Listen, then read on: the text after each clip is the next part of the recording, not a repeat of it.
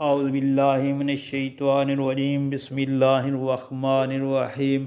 अस्सलामु अलैकुम प्यारे बहन भाइयों, अल्लाह पाक से दुआ है आपको सेहत व तंदुरुस्ती और कुशादगी रिज़्क़ वाली ज़िंदगी अता फ़रमाए, आमीन या रब्बल आलमीन। दोस्तों, मैं आपके साथ हर किस्म की परेशानी और तंगी का हल शेयर कर रहा हूँ। नबी करीम सल्लल्लाहु अलैहि वसल्लम का इरशाद पाक है कि जिस शख्स ने रोज़ाना कसरत से तौबा व इस्तिग़फ़ार करेगा, अल्लाह ताला उसके लिए हर फ़िक्र व गम और तंगी से निकलने का रास्ता बना देंगे और उसको हर किस्म की परेशानी से छुटकारा अनायत फरमा देंगे और उसको ऐसी जगह से रिज़्क़ अनायत फरमाएंगे जहाँ से उसका वहमो गुमान भी नहीं होगा। दोस्तों, ये मिशकात शरीफ की हदीस शरीफ है और नबी पाक सल्लल्लाहु अलैहि वसल्लम का बहुत ही प्यारा